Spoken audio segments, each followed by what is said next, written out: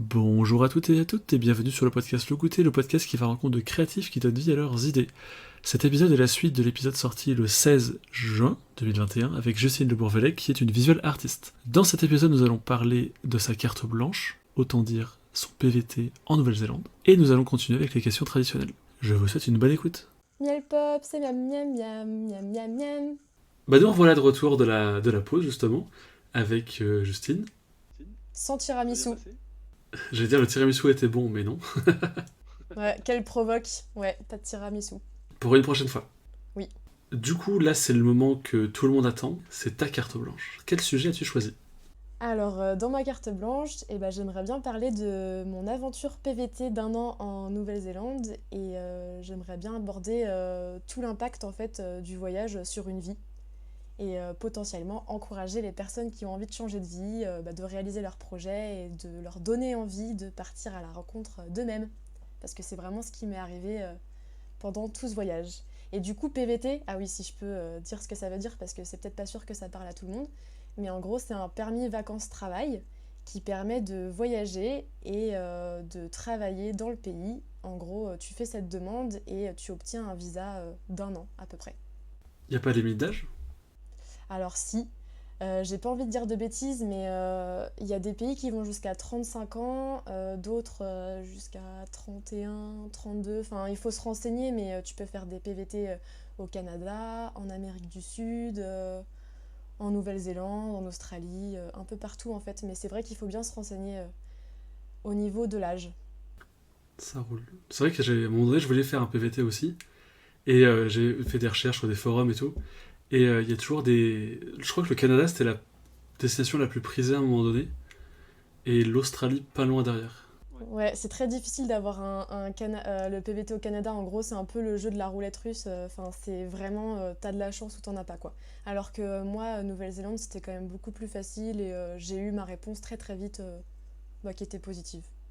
C'est trop bien. Énorme cliché, mais pour moi, Nouvelle-Zélande, c'est beaucoup de forêts, de la montagne, et des camps d'entraînement de rugby. Ouais, bah non, mais c'est hyper cliché, mais bah c'est ça. En fait, la Nouvelle-Zélande, il faut savoir qu'il y a quand même pas, dans mes souvenirs, il y a 4 millions d'habitants. Et il y a beaucoup plus de moutons que d'humains, hein, franchement. Et les villes sont quand même peuplées, mais c'est vrai que t'es vite plongé dans des univers très vastes, des paysages incroyables, où t'es vraiment tout seul dans la nature. C'est trop fou. Donc c'est vraiment principalement la nature. Et après, bah oui, au niveau du rugby, sacrée histoire. Le rugby là-bas, j'ai même assisté à un match des All Blacks, donc trop trop bien. Et après, si, la culture maori, bien sûr, qui est assez impressionnante. C'est très beau à voir. C'est Auckland, la capitale, je crois. Alors, faut pas que je dise de conneries. La capitale, c'est Wellington, et Auckland, c'est la capitale économique. Et toi, du coup, t'étais où en Nouvelle-Zélande ? Alors, en fait, j'étais un peu partout, parce que le PVT, l'avantage, et c'est ce qu'on fait souvent entre backpackers, mais c'est qu'on achète une voiture en arrivant, un van ou une voiture aménagée, et l'idée, c'est de faire un road trip sur toute l'année, quoi. Donc en fait, on était en itinérance toute l'année. Les seules fois où on s'est un peu posé dans des endroits, c'est tu t'arrêtes un peu dans des auberges de jeunesse pour faire une petite pause. Ou alors quand on s'arrêtait bosser en saison dans des fermes, où là tu peux vivre parfois dans une maison. Mais sinon, on a vraiment visité tout le pays sur un an avec ma super copine Julia. Trop bien. Et t'as des spots comme ça où... Enfin, j'imagine que sur un voyage sur un an comme ça, un peu route, t'as forcément des moments où tu te fais un peu peur, mais des moments où t'es super waouh, genre... j'ai pas de mots pour le dire, juste waouh. Ouais, waouh, il y a eu beaucoup de waouh, ouais. Et je suis assez émotive, donc il y a pas mal de fois où je me suis dit je vais finir par chialer parce que c'est impressionnant comme pays. Mais ouais, non, je pense que, en fait, ce qui est incroyable dans cette expérience, c'est que on va au-delà de soi-même, on apprend beaucoup à se connaître et on se dit, en fait, on apprend à devenir débrouillard, en fait. Je sais pas trop comment expliquer, mais ouais, c'est ça, en fait. On dépasse certaines limites et du coup, c'est vrai qu'on a rencontré beaucoup de monde pendant notre voyage, donc c'était toujours des choses très improvisées. En fait, il faut pas avoir peur des imprévus, en gros. Tous les jours est une nouvelle journée, tu te lèves le matin, tu sais jamais où tu vas forcément dormir le soir, tu sais pas trop ton programme du lendemain, t'as une idée de parcours, mais des fois, en fait, tu vas rencontrer des gens qui font qu'en fait, tu vas te retrouver là plutôt que là, Et c'est vraiment chouette, c'est une grande liberté. Et après, bon, bah, il y a des petites galères, bien sûr. Je pense les plus grosses galères qu'on a eues, mais c'est avec la voiture, tu peux avoir des pannes un peu. Bon, surtout quand tu connais rien au domaine de la mécanique, franchement, ça te forge, hein, des petites galères. Et puis après, bah, c'est le bonheur d'atterrir dans des endroits qui te scotchent. Enfin, le soir, tu dors sur une plage, t'es trop bien et tu profites du moment présent. Ça, c'est cool. Est-ce que t'as eu le temps de... Ça, c'était quand ce voyage en Nouvelle-Zélande? Bah, en gros, alors les gens vont me détester, mais en fait, on a décidé de partir en décembre 2019, ce qui fait qu'on a passé toute l'année 2020 là-bas, en pleine crise du Covid. Donc, ce qui était pas évident non plus, parce que franchement, quand on a commencé, au début, on rigolait un peu avec ce virus, on se disait oui, bon, on voyait un peu les gens paniquer, on se disait ça va bien se passer, et en fait, on a compris l'ampleur du virus. Et j'ai eu très très peur parce qu'à un moment je me suis dit ça fait même pas 2 mois qu'on est là et on va devoir tout abandonner et rentrer en fait. J'ai eu vraiment très très peur et ma pote aussi. Et en fait voilà, moi je me suis dit non, il faut vraiment qu'on trouve des solutions pour rester. Et puis en fait on a eu un premier confinement comme en France qui a duré 1 mois et demi. Et ce qui est super stressant en fait c'est que bah, toi t'as juste une voiture. Donc en fait ça marche pas, il faut trouver vraiment un logement. Et puis bah, les logements ça coûte cher. Donc l'idée c'était de trouver vite un logement à plusieurs pour pouvoir payer pas trop trop cher ou alors qu'il y ait des habitants qui soient solidaires et qui te logent le temps que tu retombes sur tes pattes. Et du coup on a réussi à trouver un logement assez vite à 6 heures de route. Mais voilà, on n'a pas hésité une seule seconde, on y allait et au final on a eu beaucoup de chance parce que bon, il y a eu des petits coups de mou au moral mais comme tout le monde dans le monde entier, mais on s'en est bien sorti. Et ce qui était assez fou c'est que la Nouvelle-Zélande elle a pu gérer la pandémie vraiment bien vu que c'était une île.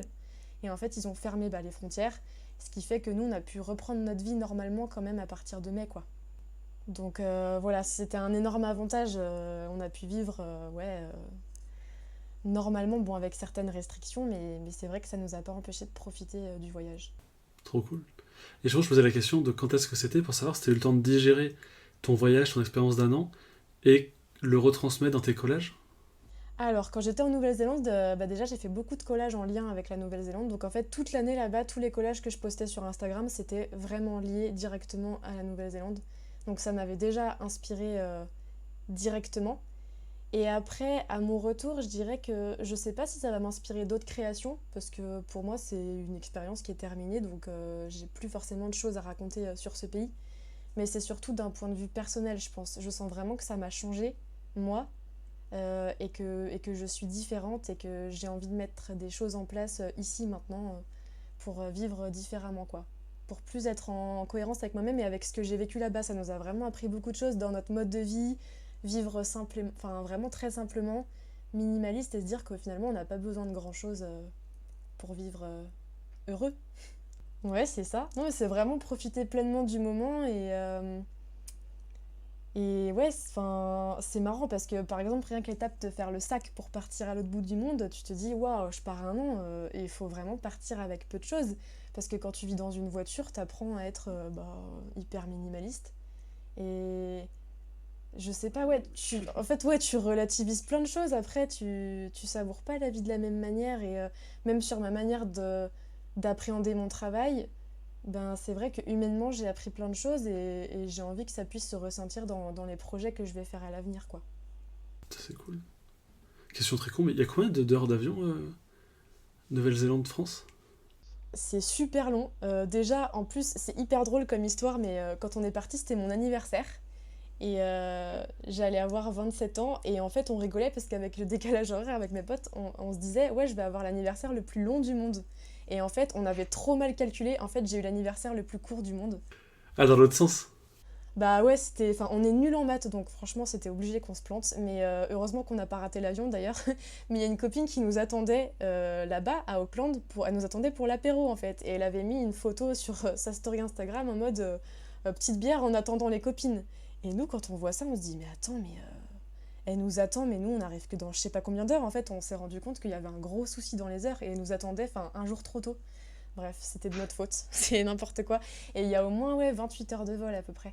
Ça peut varier en fait. Là, si tu veux, on a fait Nantes-Paris en bus, après on a fait Paris-Londres en avion, Londres-Hong Kong, Hong Kong-Auckland. Donc t'es bien décalqué quand même, t'es vraiment perdu. En arrivant, franchement, on a dormi plusieurs heures pour se remettre dedans quoi. Ouais, puis le stress à chaque fois avec chaque correspondance de toutes les avoirs et tout.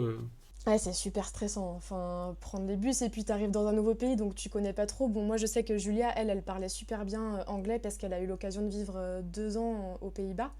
Mais moi, mon anglais, franchement, à l'époque, je me disais waouh, bon, on va voir où ça me mène. Bon, au final, j'ai fait des progrès et puis je pense c'est vachement aussi apprendre à se faire confiance et se dire que là-bas, il y a vraiment personne qui juge. Enfin, les gens sont vraiment très accueillants et hyper bienveillants et super sympas. Donc, franchement, ça c'est bien fait, mais c'est vrai que ouais, au début, t'es un peu perdu. C'est normal. Nouveau pays, nouvelle culture, nouvel hémisphère aussi.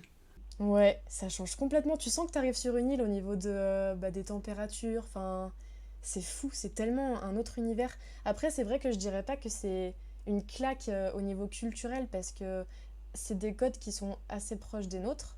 Par exemple, tu vois, là, moi, je voulais aller en Amérique du Sud. Je pense que ce serait complètement différent. Je sais que on voulait aussi aller en Asie, en Australie, après la Nouvelle-Zélande. Mais bon, avec le Covid, c'était compliqué, donc on a un peu annulé ces projets-là. Mais je sais que ça aurait été différentes cultures. Mais la Nouvelle-Zélande, c'est quand même vraiment différent.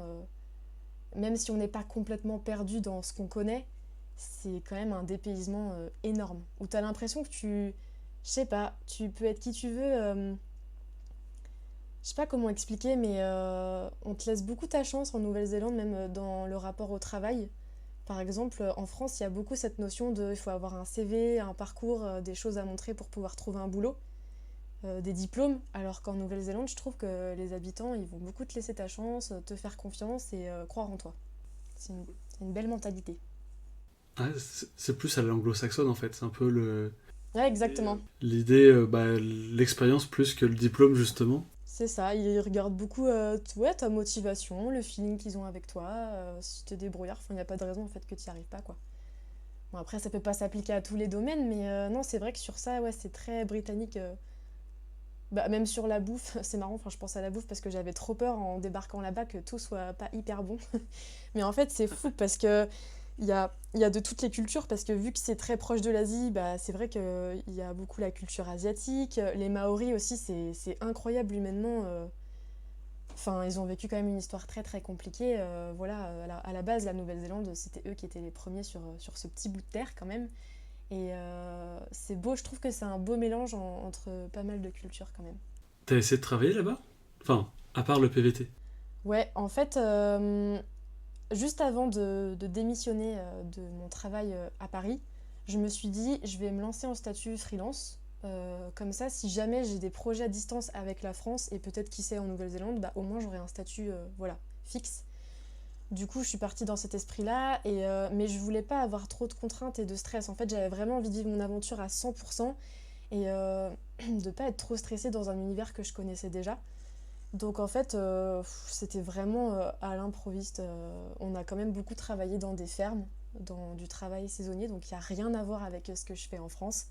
Donc voilà, les patates, les oignons, les kiwis, les pommes, enfin tout quoi. Donc ça change beaucoup aussi de ce qu'on fait et je trouve ça hyper intéressant de changer un peu de domaine. Et après, non, là-bas, j'ai pas du tout fait de projet avec des agences en tant que freelance, mais j'ai quand même fait des projets à distance avec la France. Donc c'est bien parce que ça m'a quand même continué, enfin ça m'a permis de continuer à travailler ma page Instagram et mon activité d'artiste visuel, quoi. C'est cool. Et tu recommencerais? Oui. Ouais, non, j'ai qu'une envie, c'est de repartir. Bah, en fait, là, ce qui était génial, c'est que c'était.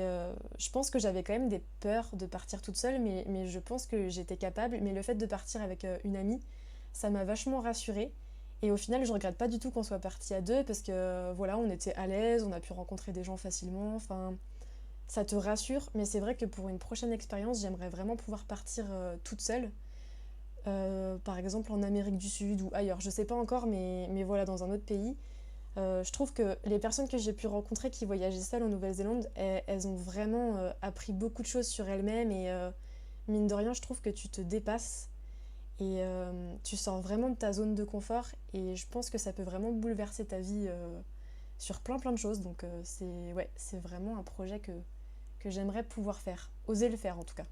Ça, c'est cool. Et du coup, au début, tu disais vouloir conseiller les gens à partir. C'est vrai que des voyages, ça, j'en ai fait quelques-uns. Et c'est toujours intéressant. Et je pense, enfin, j'en ai déjà discuté dans d'autres podcasts, je crois, mais c'est vrai que tu as plus d'opportunités seul que même à deux, trois ou plus de personnes, parce que t'es tout seul, et t'es peut-être plus ouvert au cas où il y a des opportunités qui se présentent à toi, et les gens le sentent aussi. Enfin, je sais pas comment l'expliquer, mais c'est un peu l'idée. Ouais. Si, je suis vraiment d'accord. Je trouve que être parti à plusieurs, enfin là c'était à deux, ça va, mais tu tombes vite avec des Français et le risque c'est de rester beaucoup entre Français. Après, c'est vrai que dans le boulot ou dans les rencontres, bah tu passes quand même beaucoup de soirées avec des étrangers.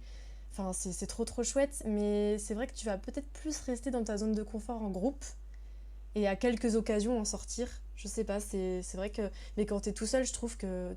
Enfin, tu te lances dans des trucs complètement dingues et tu te dis, bah, je verrai bien ce que ça donne. Enfin, c'est assez fou. Moi, je sais qu'à un moment, je suis partie toute seule avec un Américain. Ça, voilà, petite histoire en direct. Mais je suis partie avec un Américain une semaine à l'autre bout du pays. Et c'était trop bien. Et je pensais pas du tout que j'étais capable de faire ça. Surtout que l'anglais, j'étais pas forcément à l'aise. Et il y a une prise de risque. Et tu te dis, bah, je suis fière d'avoir accompli ça parce qu'en fait, je me suis débrouillée. Et ouais, je sais pas, c'est pouvoir ouais, vraiment sortir de sa zone de confort en fait. Parce que je trouve que quand t'es dans le tourbillon des études, du travail, de ce que tu connais en France, bah, tu te questionnes pas toujours sur tes envies profondes. Et je trouve que l'expérience de voyager, et ben, en fait, ça te permet de te retrouver toi, d'être en connexion avec bah, la nature, et continuer d'apprendre plein de choses que tu avais arrêté d'apprendre en France. Enfin, tu continues d'être curieux sur plein de nouvelles choses. Et ouais, tu te sens vivant, quoi. Tu prends du temps pour toi et tu te retrouves, en fait, je trouve. Et ouais, ce que je veux dire aussi par rapport aux personnes qui hésitent encore ou qui ont peur, souvent on a peur d'un espèce de vide en se disant si je le fais, bah qu'est-ce que je vais faire et qu'est-ce qui va m'arriver. Enfin, on a peur qu'il n'y ait pas de but ou de choses comme ça. Mais je trouve que, par exemple, moi j'ai vécu 5 ans à Paris et je savais plus trop de quoi j'avais envie. Enfin, j'étais vraiment perdue. Et c'est vrai que le voyage m'a permis en quelque sorte de renaître. Je trouve que c'est quelque chose qui revient beaucoup quand on demande aux backpackers comment ils se sentent après un voyage.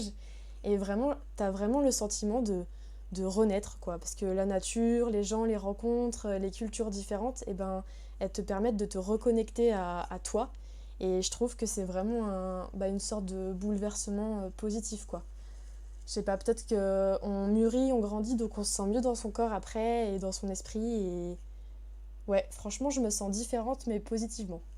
Trop cool. Du coup, si je vais résumer ton voyage en général et la Nouvelle-Zélande en particulier, t'ont permis peut-être de faire sauter quelques verrous des contraintes que t'avais.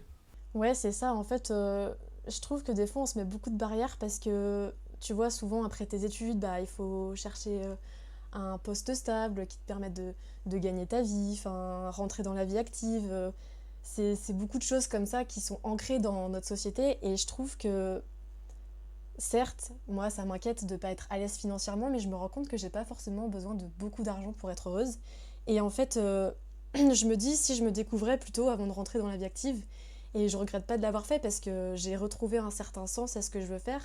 Je sais plus vers où je veux aller. Et, et voilà, en revenant, j'ai décidé de mettre en place des nouvelles habitudes pour m'épanouir, apprendre à vivre autrement. Et c'est ce que je souhaite à tout le monde, de pouvoir se découvrir et se dire que tout est possible à chaque instant quand on enlève un peu les barrières. Petit instant poétique, mais ouais, encourager les gens et faire tomber un peu ses peurs. C'est important. Non, c'est vrai. Miel pop, c'est miam miam miam miam miam miam. Parfait. Bah, du coup, sans transition, on va quitter la Nouvelle-Zélande, on va revenir du côté de Nantes. Ouais, c'est sympa aussi. Du coup, partons sur les questions bonus. Alors, j'espère que t'as bien travaillé, mais quel est ton mot préféré? Bah là, tout de suite, comme ça, avec tout ce qu'on s'est dit avant, je dirais liberté. Ok, pas de justificatif. Là, c'est le moment un peu sélectif où il faut faire des choix. Est-ce que tu peux nous recommander trois artistes que tu aimerais faire découvrir ou redécouvrir? Oui, bah c'est super difficile parce que je suis quelqu'un de très très indécise, donc ça a été chaud de te faire une petite sélection de trois artistes. Mais au début, je voulais faire vraiment des artistes, bah du coup liés à l'univers du collage. Et en fait, je me suis dit, c'est pas évident, j'ai plutôt envie de parler d'artistes qui m'ont mis une claque visuelle. Du coup, le premier, c'est Laurent Chéher. C'est un ancien publicitaire qui est devenu photographe. Et lui, en fait, son travail, c'est magnifique. Il a réalisé en fait une série sur des maisons volantes. En gros, c'est comme si il arrachait les maisons de leur contexte et en fait, il les a mis en scène dans le ciel. Et c'est hyper fou parce que c'est un univers très poétique et onirique. Je pense que je dois avoir un lien avec tout ça. Mais en fait, chaque élément raconte quelque chose. Et là, comme ça, je te dis, c'est une maison. Tu vas avoir l'impression que c'est juste une façade. Mais non, en fait, on va vraiment rentrer dans l'histoire de la maison. Il y a plein d'objets, des personnages. Enfin, il y a une vraie histoire qui se raconte. Et je trouve que si je dois définir son travail, c'est vraiment la magie du détail. La dernière fois que je suis tombée dessus, j'ai dû rester 1 heure bloquée sur son travail tellement... Enfin, je trouve ça vraiment magnifique. Et c'est vrai que ça me rappelait un petit peu le château ambulant de Miyazaki. Je sais pas si tu vois, Je vois, mais j'ai pas vu. c'est un de mes dessins animés préférés. Et en fait, je trouve, enfin, d'ailleurs lui aussi il a dit dans un interview que j'ai lu, mais c'est une de ses références. Mais ouais, je trouve ça vraiment magnifique en fait, c'est très détaillé et visuellement c'est vraiment beau. Ok. Deuxième artiste? Ouais, alors le deuxième artiste, enfin c'est une femme, c'est Le Fan Hawk. Je sais pas trop si je le prononce hyper bien. Et en gros, alors elle, c'est une photographe et artiste visuelle américaine. Et je suis subjuguée à chaque fois devant son univers parce que c'est un univers super surréaliste et onirique. On dirait qu'il revient. Ouais, ça revient, mais ouais, je dois avoir un truc avec ça, je sais pas, j'ai envie de rêver peut-être. Et en fait, c'est mystérieux et grandiose. En fait, comment expliquer elle intègre en fait des personnages vêtus, mais souvent de draps noirs. Et elle les intègre dans des paysages complètement désertiques. Et en fait, le contraste entre cette couleur noire et le paysage, il est complètement dingue. Et bon, ils sont pas toujours vêtus en noir, mais c'est souvent très très beau. Et après, quand elle met pas de personnage, ça lui arrive d'intégrer des formes minimalistes et géométriques, pareil, dans des paysages vraiment sauvages, désertiques. Et ces personnages sont vraiment énigmatiques. Donc en fait, je trouve qu'elle a un sens de la composition qui est vraiment beau et c'est hyper épuré. Et ça marche trop bien. C'est du collage? Non, pas du tout, c'est de la photographie, mais c'est vrai que ça m'a inspiré des fois dans ma manière de composer. En fait, je te disais dans le premier épisode que plus je vieillis et plus j'aime bien épurer mes compositions et les rendre de plus en plus minimalistes. Et c'est vrai que ce genre d'artiste, pour le coup, m'inspire beaucoup. Minimaliste. C'est un mot que t'aurais pu dire aussi. Ouais, c'est vrai. Bah, de plus en plus. Il y a quelques années, je pense que j'aurais pas pu, mais c'est vrai que ouais, je tends de plus en plus vers ça. Ok, très bien. Peut-être une troisième personne? Oui, alors cette fois-ci, on va vers l'univers du collage. C'est, sur Instagram, c'est Stone Collage, je sais pas du tout comment le dire. Ça craint parce que je suis partie 1 an en Nouvelle-Zélande, je suis censée avoir un accent anglais irréprochable, mais c'est pas le cas. Bon, on va dire son prénom, non, c'est Jess Stone. Et là, c'est marrant parce que du coup, c'est encore un univers très minimaliste, donc on va dire que ça m'inspire beaucoup en ce moment. Mais donc cette personne fait vraiment un mélange d'illustration et de collage, et c'est super coloré, épuré et poétique, donc on y revient. Et en fait, ce que je trouve génial dans ce travail-là, c'est que ça donne vraiment envie de partir à la découverte de grands espaces. C'est toujours des paysages dans la nature. Enfin, je trouve que ça fait rêver et on voyage. Et pour le coup, ça se rapproche beaucoup de mon univers, mais c'est très différent. Et j'admire beaucoup cette personne parce que je trouve que plus c'est simple et plus ça marche. C'est pas quelque chose que je me disais forcément avant, mais avec l'expérience, je trouve que vraiment, bah, ça marche vraiment quand c'est simple. Et voilà. Donc je pense que ça pourrait plaire à beaucoup de monde. J'allais dire une phrase bateau, mais la fougue de la jeunesse où t'as envie de mettre plein de trucs parce que t'as peur que ça marche pas, que ça plaise pas et tout. Et après, t'as la sagesse de l'âge où tu sais qu'il y a des choses qui font fonctionner et t'as pas besoin d'en faire des caisses et aller directement à l'essentiel. Aller à l'essentiel. Ça, c'est ouais, c'est vraiment une phrase que j'ai envie de mettre, d'appliquer vraiment dans ma vie là. Ça y est, je suis dans ma transition vers la sagesse, petit à petit.